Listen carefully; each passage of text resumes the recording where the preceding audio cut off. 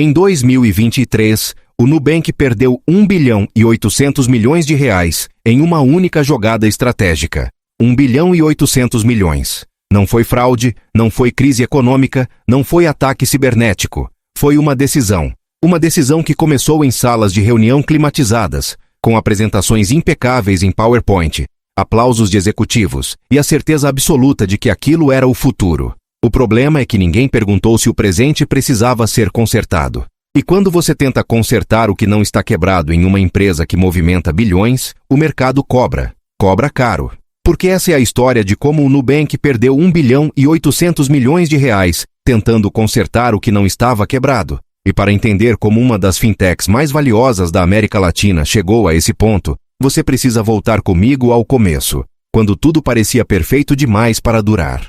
2013. Brasil. O mercado bancário era um oligopólio silencioso. 5 grandes bancos controlavam tudo, ditavam tarifas, impunham anuidades, cobravam por cada respiração financeira do cliente. E todo mundo aceitava porque não havia alternativa. Foi nesse cenário que 3 fundadores criaram o Nubank, com uma proposta tão simples que parecia ingênua.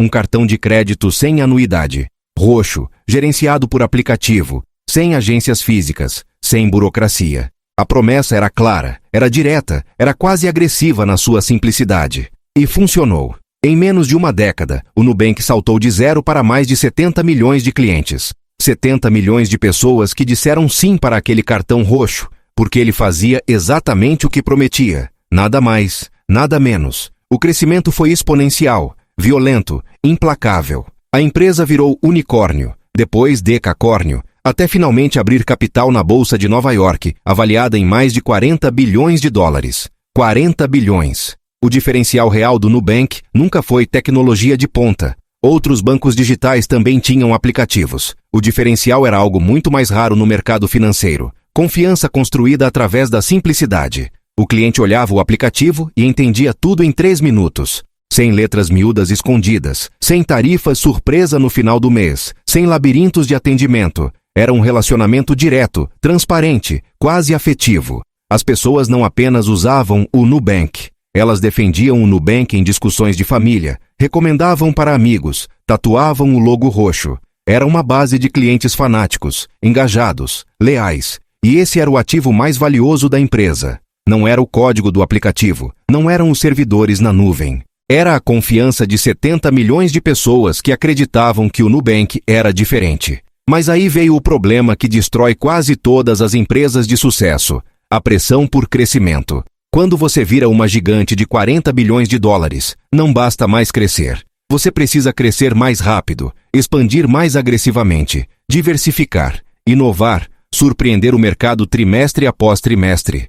Os investidores querem retorno, o conselho quer números. A mídia especializada quer manchetes sobre o próximo grande movimento. E ali, naquele momento de glória absoluta, começaram a aparecer os sinais que ninguém quis enxergar. Primeiro sinal: o mercado brasileiro estava saturando. 70 milhões de clientes é muita gente, mas não é infinito. Para crescer na mesma velocidade dos anos anteriores, o Nubank precisaria conquistar praticamente todo o brasileiro com o smartphone.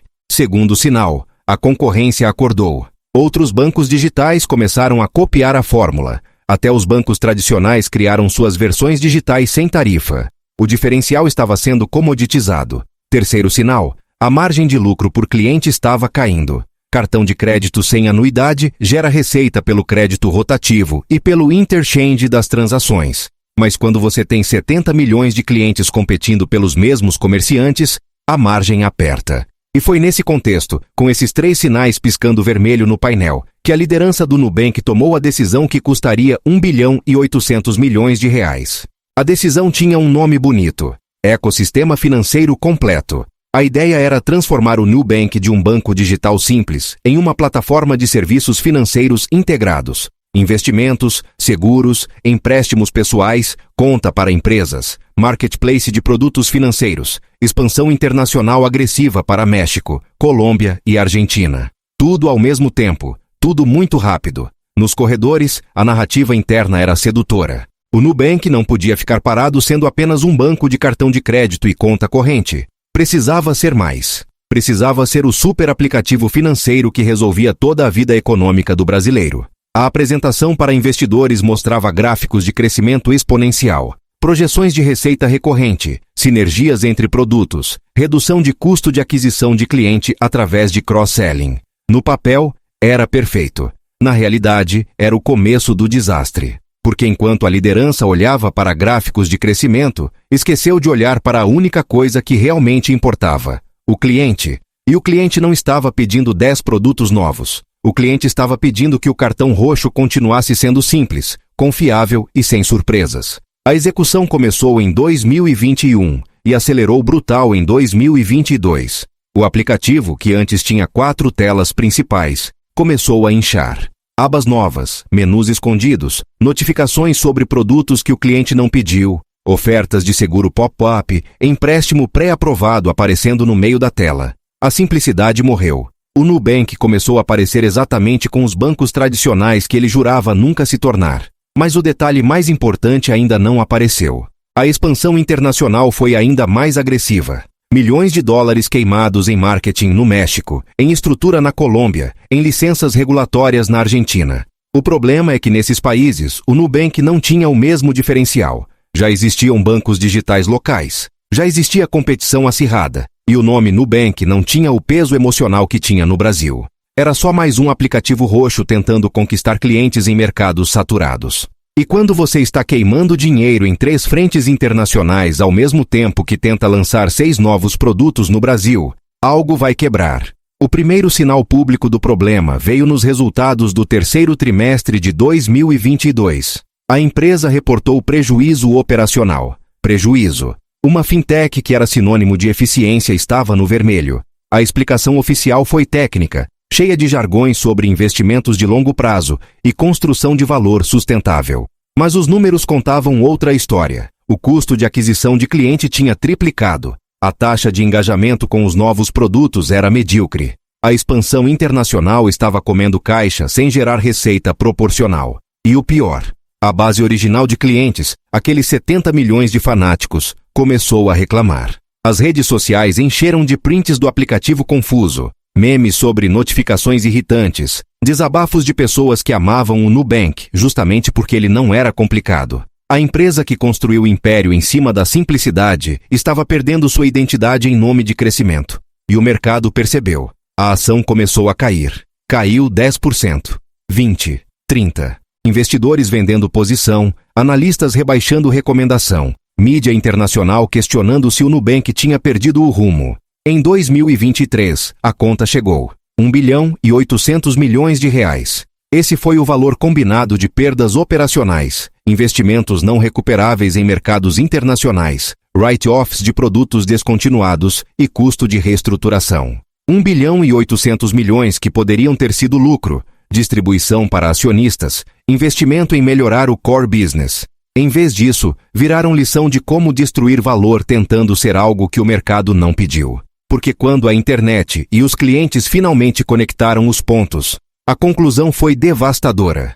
O Nubank não perdeu 1 bilhão e 800 milhões por causa do mercado. Perdeu por causa de decisões internas que ignoraram o ativo mais valioso da empresa, que era a confiança dos clientes na simplicidade do produto. Tentaram consertar o que não estava quebrado e quebraram o que funcionava perfeitamente. A recontextualização veio devagar, mas veio completa.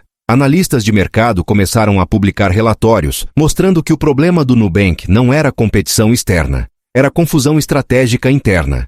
A empresa tinha caído na armadilha clássica de confundir crescimento com progresso. Crescer o número de produtos não significa crescer em valor se esses produtos diluem a proposta original. Expandir geograficamente não significa dominar novos mercados se você está apenas replicando uma fórmula em lugares onde ela não se aplica. E diversificar receita não significa sustentabilidade se você aliena a base de clientes que sustenta todo o resto. O que parecia estratégia genial em apresentações de conselho era, na verdade, arrogância disfarçada de ambição. A liderança acreditou que podia fazer tudo ao mesmo tempo porque tinha feito uma coisa muito bem. Esqueceu que fazer uma coisa muito bem é infinitamente mais difícil do que fazer 10 coisas de forma medíocre. E mercado financeiro não perdoa mediocridade, principalmente quando ela vem embalada em complexidade. E teve outro fator que quase ninguém menciona, mas que foi determinante: a velocidade da mudança. Mesmo se as novas estratégias fossem boas em teoria, a implementação foi rápida demais. Em menos de 2 anos, o Nubank tentou se transformar completamente. Não deu tempo para testar, não deu tempo para ajustar, não deu tempo para ouvir feedback real dos clientes antes de escalar. Foi tudo Big Bang. Lançar tudo junto, investir pesado, crescer rápido, impressionar o mercado. O problema é que crescimento sustentável em serviços financeiros não funciona assim. Confiança se constrói devagar. Produto financeiro precisa de iteração cuidadosa. Cliente precisa de tempo para entender e adotar. Mas a pressa por resultados atropelou o processo. E quando você atropela processo em uma empresa de 40 bilhões de dólares, o tombo custa 1 bilhão e 800 milhões. Tem um terceiro fator que fechou o diagnóstico: desconexão entre liderança e realidade do cliente. As decisões estavam sendo tomadas olhando planilhas, não conversando com gente real. Os executivos viam dados de uso, taxas de conversão, projeções de lifetime value, mas não viam a frustração da Dona Maria tentando pagar uma conta e se perdendo em 5 abas novas do aplicativo. Não viam o pequeno empreendedor que amava a conta PJ Simples e agora recebia 10 ofertas de produto por semana que ele não pediu. Não viam o universitário que recomendava o Nubank para os amigos, justamente porque era fácil, e agora estava constrangido porque o aplicativo parecia confuso. A desconexão entre quem decide e quem usa é fatal. E no caso do Nubank, essa desconexão custou caro porque a base de clientes não era passiva. Era ativa, vocal, apaixonada. E quando percebeu que estava sendo ignorada, se rebelou. Não necessariamente saindo do banco, mas parando de defender, parando de recomendar, parando de ser evangelista da marca. E em fintech, onde custo de aquisição de cliente é altíssimo, perder os evangelistas é perder o motor de crescimento orgânico. Então, resumindo o desastre em 3 camadas. Primeiro, confundiram ferramentas com estratégia. Acharam que adicionar produtos era ter visão de futuro, quando na verdade era só adicionar complexidade. Segundo, ignoraram que vantagem competitiva não é replicável se você muda a essência do que te fez vencedor. O Nubank venceu sendo simples e perdeu bilhões tentando ser complexo. Terceiro, subestimaram que em negócio baseado em confiança, velocidade de mudança importa tanto quanto direção. Mudar rápido demais quebra a confiança mesmo se você estiver mudando para melhor. E eles nem estavam mudando para melhor. A lição prática aqui não é sobre fintech. É sobre qualquer empresa que alcança sucesso e depois sucumbe à tentação de ser mais do que é. Porque crescimento não vem de fazer mais coisas. Vem de fazer melhor a coisa que você já faz bem. Diversificação não é estratégia se vier antes de dominação. Você não expande para novos mercados antes de consolidar o mercado que te fez relevante. E principalmente, você não conserta o que não está quebrado só porque investidores querem narrativa de inovação ou porque executivos querem deixar legado. Você melhora, refina, aperfeiçoa, mas não destrói a essência. E a essência do Nubank era simplicidade. Era a promessa de que finanças podiam ser descomplicadas. No momento em que complicaram as próprias finanças tentando ser tudo para todos, perderam o direito de prometer simplicidade para qualquer um.